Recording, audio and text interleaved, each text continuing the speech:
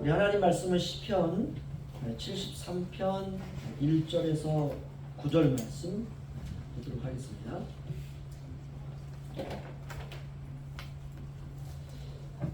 시편 73편 1절로 9절 말씀입니다. 구약성경 855면에 있습니다. 시편 73편 1절로 9절 다 찾으신 줄 알고 저와 같이 교도하겠습니다.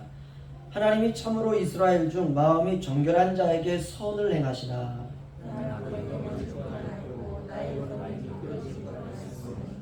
이는 내가 악인의 형통함을 보고 오만한 자를 질투하였음이로다. 사람들이 당하는 고난이 그들에게는 없고 사람들이 당하는 재앙도 그들에게는 없나니 살찜으로 그들의 눈이 솟아나며 그들의 소득은 마음의 소원보다 많으며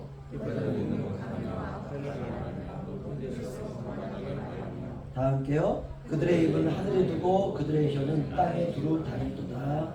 아멘.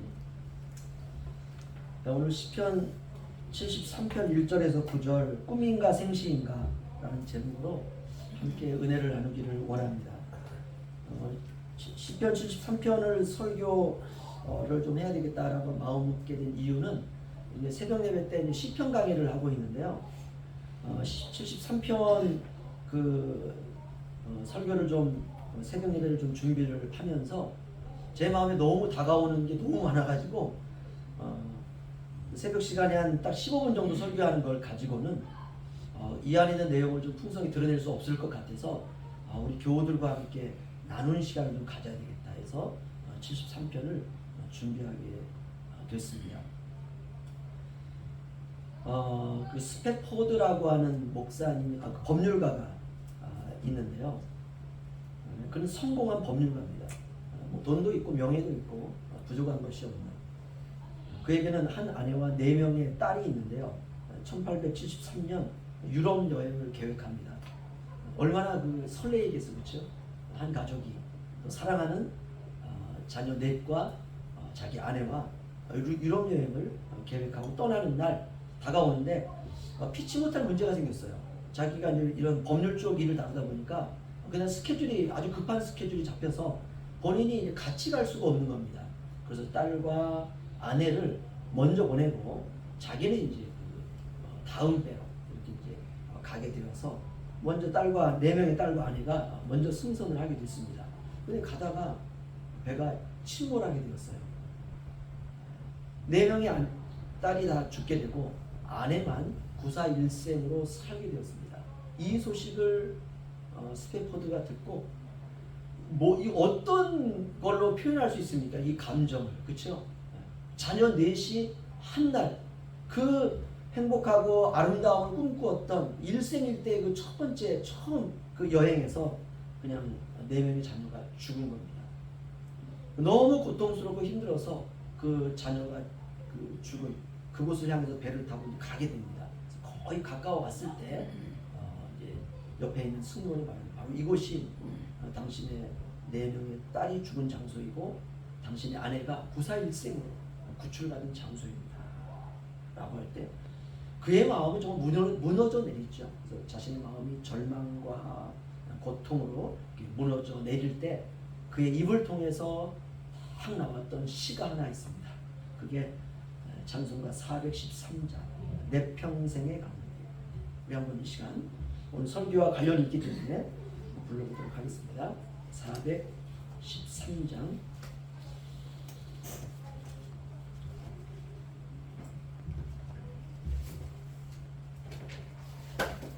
내 평생에 가는 길 순탄하여 잔잔한 감각같이 찬송하겠습니다.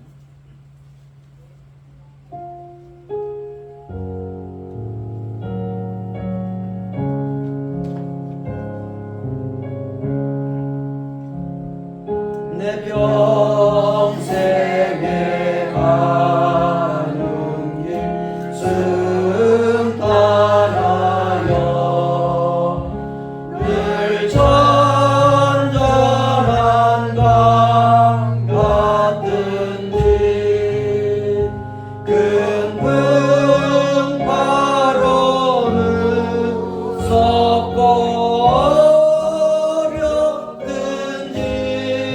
나의 영혼이 늘 편하다. 내 영혼 평안해. 내 영혼 내 영혼 평안해. 저 마귀는 우리를 삼키려고 입 벌리고 달려가도 주 예수는 우리의 대적되니 끝내 싸워서 이기리라. 내 영혼 평안해. 내 영혼 평안해. 내 죄은 주홍빛 같더라도 주 예수께 아뢰면 주 십자가 피로써 나 씻으사 있는 보다 더 정하리라. 내 영혼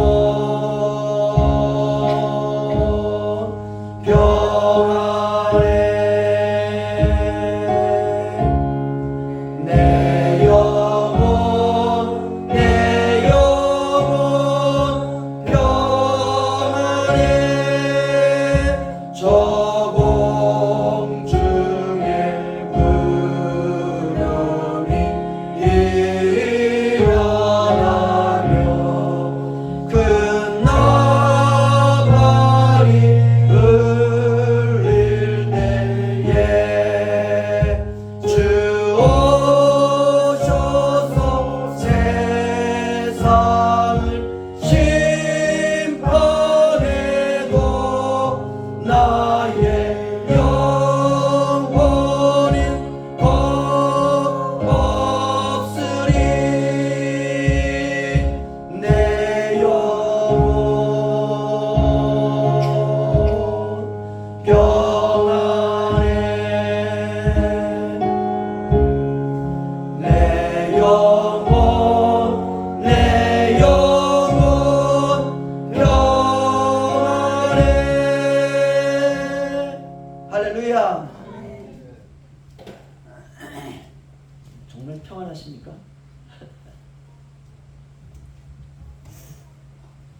내 평생에 가는 길 순탄하여 늘 잔잔한 강 같든지 그때에도 마음이 평안해야 되고요. 큰 풍파로 무섭고 어렵든지 그때마다 우리가 물어야 돼요. 내 영혼은 평안한가? 우리가 그걸 믿음이라고 해요. 저 마귀는 우리를 삼키려고 입 벌리고 달려와도 내 영혼은 평안한가? 그때 내 영혼 평안해, 내 영혼 평안해, 내 영혼 평안해. 이걸 신앙이라고 합니다. 때로는 내 지은 죄 주홍빛 같더라도 우리가 주홍빛은 이렇게 생각하면 됩니다. 여러분 한번 그 테스트를 한번 해보세요. 흰 티셔츠에다가 여러분 포도를 한 박스 사가지고요. 그 포도를 통에다 집어넣고 발로 이기세요. 그리고 거기에 흰 티셔츠를 집어넣고 같이 한번 이렇게 막 진 이긴 다음에 티셔츠를 한번 딱 들으면은요, 절대로 그 티셔츠는 하얗게 될 수가 없습니다. 내 지은 죄 그렇게 주홍빛 같더라도 내 영혼은 평안한가? 왜? 주님이 오셔서 내 죄를 주님의 피로 다 씻으면 눈보다 더 정할 줄로 믿습니다. 이게 믿음이에요. 그래서 영혼을 체크하며 살아가는 거예요. 오늘 꿈인가 생시인가 라는 제목으로 약간 어려운 내용이 있을 수도 있는데요. 제가 현포 양문교회 와서 느낀 건 뭐냐면 이거 어떤 설교를 해도 다 알아듣겠구나. 그런 마음이 어느 순간 딱 들어왔어요. 그래서 어려운 설교도 하고 좀 쉬운 설교도 하니까 잘 자신의 것으로 만드시기를 주의 이름으로 부탁을 드립니다. 우리가 시편 73편을 우리가 아삽의 시다 이렇게 부를 수 있습니다. 아삽은 그 다윗과 동시대의 사람입니다. 다윗이 잘 알고 있었어요. 그리고 이 아삽의 직분이 뭐냐면 성가대 지휘자예요. 예술가는 예민합니다. 예술가는요 굉장히 디테일해요. 그래서 아삽을 성가대 지휘하는 사람으로 삼았습니다.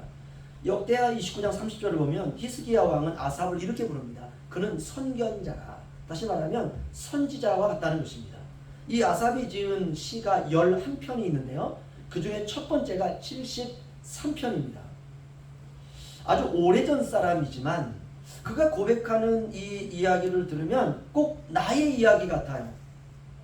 하나님이 참으로 이스라엘 사람 중에 마음이 정결한 자에게 선을 행하시는 줄 내가 알았지만 내가 넘어질 뻔했다.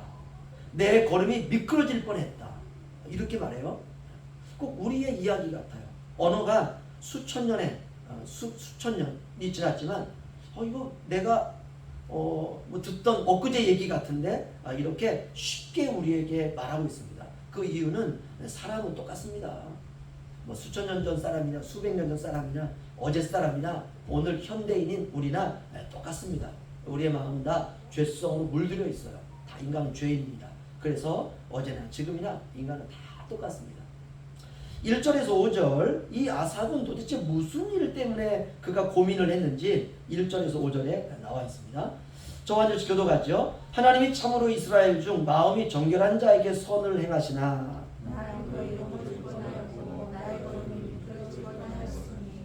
이는 내가 악인의 형통함을 보고 오만한 자를 질투하였음이로다. 다 함께요. 사람들이 당하는 고난이 그들에게는 없고 사람들이 당하는 재앙도 그들에게는 없나니. 아멘. 이 아삽이 고민했던 건 이겁니다. 악인이 죽을 때에 고통이 없는 거예요. 와, 이것처럼 미치고 팔딱 뛸 수 없는 거예요. 악인은 악인답게 죽어야 돼요. 의인은 의인답게 죽어야 돼요. 그 사람이 죽은 모습을 보면서 이야 정말 의인이로다 이런 탄성이 나와야 되는데 악인이 죽을 때에 고통이 없는 거예요. 그러면 의인이 죽을 때는 어떠냐? 고통이 있는 거예요. 이게 아삽이 볼 때는 이해가 안 되는 겁니다.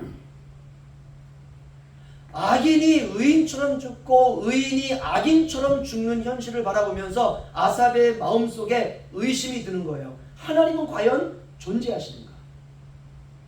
하나님의 의를 행하는 자에게, 하나님의 뜻대로 살아가는 자에게 하나님은 선을 행하시는 줄로 알았는데 하나님은 그렇지 않다는 거예요. 이럴 때 느끼는 것, 당혹감이죠. 도대체 내가 가지고 있는 신앙이라고 하는 것은 무슨 쓸데가 도대체 어디에 쓰는가 이것은? 의인은 억울하게 죽고 악인은 선하게 죽고 이런 걸 우리가 불공평이라고 하지 않습니까? 회사에 갔는데 8시간 동안 열심히 일한 사람은 받는 돈이 그저 그냥 하루에 1당 정도 받는 것이고 그냥 팽팽 놀면서 사무실에서 그냥 노는 사람은 보니까는 1당의 3배를 받고 있다. 그러면 그 열받아서 못 다닙니다, 회사를. 불공평한 거 아닙니까? 회사에서 직급이라는 게 왜 있습니까? 일 더 열심히 하라는 거거든요. 당신은 5년 다녔으니까 이제 대리가 돼야 돼. 너 대리 되면 돈을 더 많이 주는 거야. 근데 맨날 놀고 있어요. 직원이 볼 때는 너무 불공평하지 않습니까? 그래서 5절에 이 아삽이 너무 답답하니까 이렇게 말합니다. 사람들이 당하는 고난이 그들에게는 없고 사람들이 당하는 재앙도 그들에게는 없나니. 악인들의 삶을 보니까 사람들이 다 당하는 고난이 없어요. 사람들이 다 당하는 재앙도 없어요. 의인은 악인처럼 죽고, 믿음으로 살았는데, 예수 믿고 살았는데 죽는 모습을 보니까 이거는 뭐 마귀처럼 죽는 거예요. 그럴 때 어떻습니까? 가급적이면 막 그 장례식에 아무도 오라고 얘기 안 하죠. 대부분 시신을 이렇게 다 요즘에는 화장도 하지 않습니까? 장례사들이 죽을 때 그냥 막 너무 고통스럽게 죽으면 얼굴도 막 마사지해요. 그리고 화장도 해서 그냥 옷도 깔끔하게 입혀놓고, 그래가지고 다른 분들이 다 보면 얼굴도 다 풀어놨기 때문에 참 은혜롭네요. 천국 간 것 같습니다. 어떻게 하세요? 모습이 그냥 은혜롭잖아요. 그런데 예수를 평상시에는 잘 믿을 것 같았는데 죽을 때 그냥 정말 악인처럼 죽는 걸 보면 이거 지옥 가는 거 아니야? 이렇게 생각할 수가 있어요. 여러분, 사람의 죽는 모습을 가지고 의미 부여를 하면 안 됩니다. 절대로 의미 부여를 하면 안 돼요. 오늘 아삽이 그랬잖아요. 의인은 죽을 때 악인처럼 죽고 악인은 죽을 때 의인처럼 죽나니. 믿음은 없이 살았는데 죽을 때 모습이 아주 부처 같아요. 그렇게 평화로울 수가 없어요.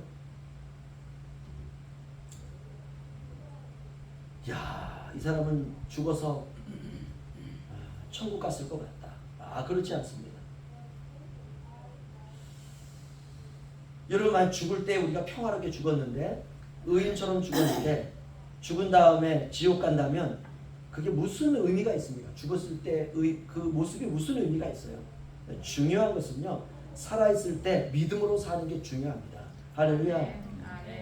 남 의식하지 마시고 하나님 앞에서 믿음으로 사시기를 주님의 이름으로 축원합니다. 근데 아삽이 이런 고민하는 거예요. 사람들이 당하는 고난이 그들에게는 없고 사람들이 당하는 재앙도 그들에게는 없나니. 참 아삽은 세밀한 사람입니다. 죽을 때 모습을 보는 거예요. 죽을 때 모습을. 이 사람은 하나님 믿고 예수님 믿고 정말 믿음으로 살았고 선행도 많이 했으니까 죽을 때는 정말 인자한 모습으로 죽었을 거야 라고 보니까 이게 그 모습이 아닌 거예요. 너무 고통스럽게 죽어요. 하나님을 잘 믿는데 왜 억울하게 이렇게 죽어야 되나. 이 아삽이 그런 고민한 겁니다. 만약에 의인이 악인처럼 그런 대가를 받고 악인이 의인의 대가를 받는다면 우리가 뭐하러 예수 믿습니까? 그렇죠? 예수 믿는데 되는 일이 하나도 없어요. 예수 믿는데 만지는 것마다 다 망하는 거예요. 뭐하러 예수 믿죠 우리가요? 아삽의 고민이 바로 그런 겁니다. 그런데 이 아삽이 9절까지 끝난 게 아니라 12절부터 14절을 보면은 더 충격적인 얘기를 하고 있어요. 12절로 14절 저 한 절씩 교독하겠습니다. 볼지어다 이들은 악인들이라도 항상 평안하고 재물은 더욱 불어나도다.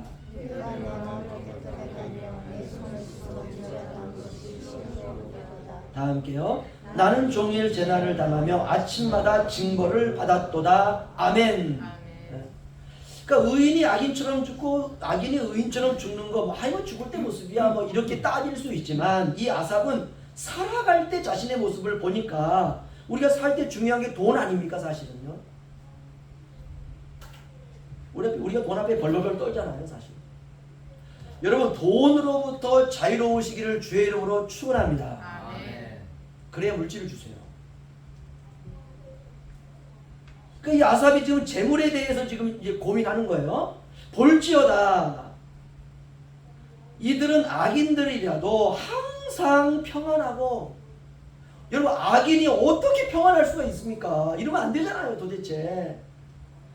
재물은 더욱더 불어나도다. 의인은 가난뱅이로 살고 악인은 이렇게 부자로 사는 거예요. 내가 내 마음을 깨끗하게 하면 내 손을 씻어 무죄하다 한 것이 도대체 이게 무슨 의미가 있을까? 실로 헛되도다. 나는 종일 재난을 당하고 아침마다 징벌을 받았도다. 아삽이 실망하고 있습니다. 이게 믿음 생활이란 말인가? 이게 예수 믿는 생활이란 말인가? 너무 억울한 거예요. 왜 나만 이렇게 살아야 되는지, 도대체 어떻게 이럴 수가 있는지. 하나님이 살아계시고 하나님이 정의로우시고 하나님이 공의로우시다면 도대체 어떻게 이룰 수 있을까? 과연 주님이 지금 세상을 다스리시고 주님이 지금도 주권자로서 우리 가운데 역사하신다고 하는데 어떻게 우리의 모습을 보면 이럴 수 있단 말인가. 아삽이 이것 때문에 고통스러워하고 있어요. 그러면서 아삽이 그 이유를 알고 싶지 않습니까? 우리 같으면 이유가 도대체 뭘까? 아삽이 이제 그거를 이제 하나님께 고백합니다. 16절 보시면요. 우리 다 함께 읽겠습니다. 시작. 내가 어쩌면 이를 알까요 생각한즉 그것이 내게 심한 고통이 되었더니 아멘. 도대체 이유가 뭘까? 왜 악인이 복을 받고 의인이 가난하게 되는가? 왜 악인이 질병으로도 치유받고 의인은 질병으로 점점 더 고통을 당하는가? 이게 아삽의 고민이었어요. 그래서 그 이유를 알고 싶어요. 그래서 아삽이 내가 어쩌면 이것을 알까 하여 생각을 한즉, 신앙이 있으니까 생각을 한즉 더 심한 고통이 되었다는 거예요. 생각하면 할수록 미궁속에 빠지는 겁니다. 도저히 살 수가 없어요. 만약 시가 여기서 끝났다면요, 뭐 혀 깨물고 죽었더라, 이게 이제 끝이겠죠.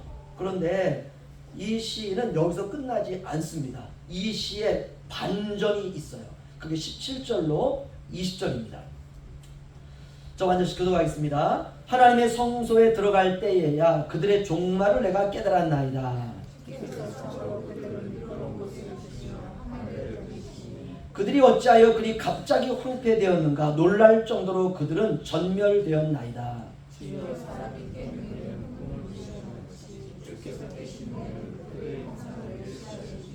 아멘. 아삽이요, 도대체 이런 어처구니 없는 일들이 어떻게 일어날 수 있을까라고 고민하면 고민할수록 더 마음에 이제 심한 고통이 되었는데, 이 아삽이 거기서 머물지 아니하고 내가 하나님께 나가야 되겠다.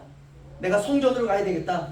요즘 말로 말하면 그래, 내가 주일날 내가 예배 한번 가야 되겠다. 그래서 하나님 앞에 이제 나와서 온 거예요. 그래서 성소에 들어갈 때에 깨달았다는 거예요. 그게 자기가 그토록 궁금했던 거를 깨달았다는 것이에요. 그럼 무엇을 깨달았느냐? 그들의 종말을 깨달았다는 거예요. 여러분, 예배가 살아나면요, 세상의 부귀영화가 무엇인지 알게 됩니다. 그러면 아삽이 무엇을 깨달았느냐? 도대체 악인들이 재물을 얻고 악인들이 의인처럼 부를 획득하고 악인들은 의인처럼 죽고 의인은 오히려 더 믿으면 믿을수록 어렵게 되고 의인들은 악인처럼 죽는, 이걸 우리가 모순이라고 하지 않습니까? 창과 방패가 한 곳에 있으면 이게 모순이에요. 그래서 한자의 모순은 창과 방패를 의미하거든요. 창은 창이고 방패는 방패여야 돼요. 이 두 개가 한 단어 안에 있으면 이게 모순입니다. 이런 모순이 올 때 우리는요, 굉장히 당황하죠. 그런데 하나님의 성소에 들어갈 때 아삽이 깨달은 게 뭐냐? 세상의 모든 부귀 영화는 따라서 하시죠. 꿈이다. 주여, 사람이 깬 후에는 꿈을 무시함같이 주께서 깨신 후에는 그들의 형상을 멸시하리이다. 여러분, 우리의 인생 꿈같은 인생입니다. 아삽이 그거 안 거예요. 이 세상의 모든 것 아무것도 아니구나. 아삽이 예배가 회복된 겁니다. 여러분, 예배가 회복되면 인생의 종말을 보게 됩니다. 600km/h로 나가고 있는, 달리고 있는 기차가 있어요. 시속이 600km예요. 1시간에 600km 간다는 거거든요. 대단하지 않습니까? 이 기차 안에는요, 얼마나 최신 시설이 다 갖춰 있는지 몰라도 그 기차를 타려면 1,000만 원 내야 돼요.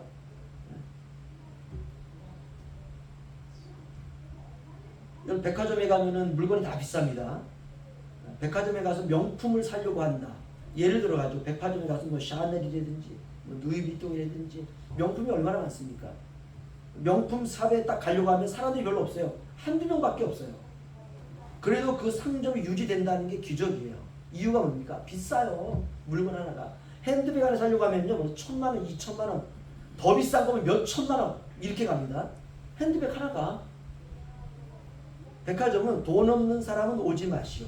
이게 보이지 않는 글씨로 딱 써 있어요. 네? 백화점에는 돈 없는 사람이 가면 살 게 아무것도 없어요. 바로 이 기차가 그렇습니다. 600km로 달리는 이 기차를 타려면 1,000만 원 내야 돼요. 야, 정말 부럽지 않습니까?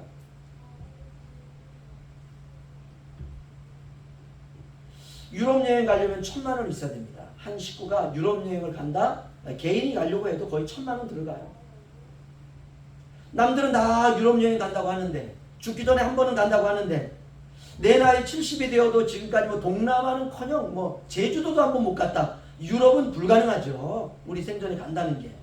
저도 불가능할 것 같아요. 여러분, 불행한 건가요? 남들은 다 유럽 여행 갔다 왔는데 나는 못 갔다. 불행인가요? 아니요. 그렇지 않습니다. 할렐루야. 이런 사고가 인생을 망가뜨린다니까요. 남들은 다 뷔페에 가서 음식을 한 번씩 뭐 한 25,000원짜리 먹었다. 나는 한 번도 내 자식들이 사준 적이 없다. 이거 불행입니까? 아닙니다. 아삽이 그 고민을 가지고 살아갔던 거예요. 아무튼 1,000만 원을 지불하고 600km로 1시간에 600km로 달리는 이 호화 기차를 탔는데 문을 열고 들어가는 순간부터 깜짝 놀란 거예요. 세상에 이럴 수가 없어요. 완전 첨단 장비들로부터 시작해서요. 와, 이 칸을 지날 때마다 칸마다 전부 이 스토리가 있는 거예요. 이 기차는 몇 칸까지 있어요? 이 기차는 이 뒤에 객차가 100칸까지 있는데 100개를 가지고 달린다는 거예요. 이거 며칠 여행하는 건데요. 30일 여행하는 겁니다. 그런데 칸마다 스토리가 있어요. 음식이 달라요. 세계 모든 음식이 다 들어와 있습니다. 야, 그래서 1,000만 원입니다.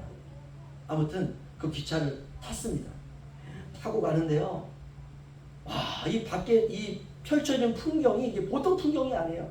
산이 보이고 바다가 보이고 때때로는 그냥 바다 한가운데로도 막 그냥 철로가 나 있는 거예요. 그러니까 1,000만 원이죠. 이걸 타고 가는 거예요. 구름도 보이고요. 이게 바다로 가다가 쫙 올라가는데 한 100m 올라가요. 와, 이거 롤러코스터 같아요. 근데 올라가면서 펼쳐지는 광경이 이게 그냥 뭐 공중을 가는 게 아니라 산과 산 골짜기로 가는 거예요. 얼마나 놀랐겠습니까? 야, 1,000만 원 아깝지 않다. 이렇게 이제 하루를 달리고 이틀을 달리고 3일을 달리고 10일을 달리고 20일을 달리고 30일을 거의 이제 달려가는 거예요. 29일째가 됐는데 여러분, 이 기차에 이 1,000만 원짜리 되는 기차의 마지막 종착역을 보여주겠습니다 라고 이제 TV에 딱 나오는 거예요. 사람들이 얼마나 궁금하겠습니까? 이게 미국에 설지 아프리카에 설지 어디에 설지 얼마나 이게 궁금하겠습니까? 그래가지고 이 기차의 마지막은 한 번도 공개된 적이 없습니다. 사람들이 이제 그냥 그 TV에서 나오는 그걸 쫙 보면서 마지막이 궁금한 거예요. 여러분, 이 기차가 도착하기 5분 전에 마지막을 공개하겠습니다. 얼마나 궁금하겠습니까? 그 여정을 보니까 야, 다음에 나 이 기차 타야지. 다음에 나 저 기차 탈 거야. 마지막 5분을 남겨두고는 이 기차는 700km로 달립니다. 와, 놀랍다. 마지막을 딱 공개한 5분 전에. 마지막 끝이 나이아가라 폭포 끝이에요. 이 기차는 나이아가라 끝에서 떨어지게 됩니다. 안 타죠? 그거 안 탑니다. 절대로 안 타요. 절대로 안 타요. 그게 꿈이에요, 꿈. 하나도 부럽지 않습니다. 마지막에 죽음으로 끝나는데 뭐가 부러워요? 여러분, 악인이 의인처럼 죽는다 해도 그 종말은 지옥 아닙니까? 그래서 아삽이도 깨달은 거예요. 아, 내가 성전에 들어갈 때야 그들의 종말을 깨달았느니. 여러분, 꿈처럼 꿈 같은 이 세상, 여러분 너무 많은 세상의 꿈에 저와 여러분이 너무 중독되어 살지 마시기를 주님의 이름으로 부탁을 드립니다. 제가 참 좋아하는 동양 철학자가 하나 있어요. 서양 철학과 동양 철학이 있는데요. 알고 보면 똑같습니다. 동양 철학의 끝은 누구냐면 장자입니다. 장자. 누가 뭐래도 장자예요. 중국의 장자라고 하는 사람이 어느 날 꿈을 꿨습니다. 너무 생생한 거, 이 꿈이. 그러니까 이 꿈을 딱 끄고 난 다음에 너무 생생해서요, 이거를 시로 딱 적었어요. 그리고 이 시의 제목을 딱 썼습니다. 호적지몽. 이 시의 내용이 이렇습니다. 내가 지난밤 꿈에 나비가 되었다. 날개를 펄럭이며 꽃 사이를 즐겁게 날아다녔는데 너무 기분이 좋아서 내가 나인지도 몰랐다. 그러다 꿈에서 깨어버렸더니 나는 나비가 아니고 내가 아닌가. 그래서 생각하기를 아까 꿈에서 나비가 되었을 때는 내가 나인지도 몰랐는데 꿈에서 깨어보니 분명 나였던 것이다. 그렇다면 지금의 나는 진정한 나인가? 아니면 나비가 꿈에서 내가 된 것인가? 내가 나비가 되는 꿈을 꾼 것인가? 나비가 내가 되는 꿈을 꾸고 있는 것인가? 유명한 시를 썼어요. 쉽게 말하면 이겁니다. 내가 나비가 된 꿈을 꾼 것인가? 아니면 나비가 내가 된 꿈을 꾼 것인가? 그 말이에요. 결국 꿈이라고 하는 매개체를 통해서 나와 나비가 연결된 것이거든요. 이걸 통해 물론 동양 철학이기 때문에 이 안에는 무라일체, 나비와 나는 하나다라고 하는 약간 좀 범신론적인 걸 얘기하려고 했지만 기독교적인 시각에서 제가 본다면 장자가 말을 했던 게 무엇이냐? 세상의 모든 삶은 꿈과 같다 이겁니다. 그런데 기독교인이 거기서 끝나면 안 돼요. 저와 여러분 안에는 보배와 같은 복음이 있거든요. 그런데 이 복음을 세상 가운데에서 깨닫도록 하나님께서 우리를 세상 가운데 이렇게 집어넣어 두셨어요. 그러니까 세상은 진리를 알 수 있도록 설명해 놓은 하나님의 교보제입니다. 그런 의미에서 세상은 우리에게 중요해요. 사랑하는 성도 여러분, 때때로 우리가 살아가다가 남들보다 없다라고 느껴질 때가 있습니다. 그럴 때 슬퍼하지 마시기를 주의 이름으로 축원합니다. 꿈이에요. 제가 좋아하는 시인 가운데 천상경 씨라고 하는 분이 있어요. 그분이 약간 지체가 있는 분인데 그분이 세상에 다 살고 그분이 천국에 갔대요. 그분이 그분이 쓴 그 시 가운데 천상경 씨가 쓴 시 가운데 그런 내용이 있습니다. 그때 그가 천국의 도를 딱 뜬 다음에 뭐라고 얘기하냐면 이렇게 얘기해요. 이 세상에 내가 잠시 소풍 왔는데 그 소풍이 즐거웠다 라고 그가 표현합니다. 세상을 소풍 왔다라고 말해요. 맞습니다. 세상은 꿈과 같고 이 세상은 잠시 우리가 온 소풍과 같은 시간들입니다. 아삽이 성전에 들어가면서 느낀 것, 모든 것이 다 헛된 것이다. 이 종말을 본 것입니다. 이걸 이제 우리가 기독교식으로 말한다면 이렇게 말할 수 있습니다. 예수 밖에 있는 모든 것은 다 꿈이에요. 예수 안에 있는 모든 것이 다 실체인 줄로 믿습니다. 한마디로 설교를 정리하면 이렇게 됩니다. 따라서 하시죠. 예수님 꼭 붙들고 살아갑시다. 이것만이 가장 거룩한 삶입니다. 기도하겠습니다.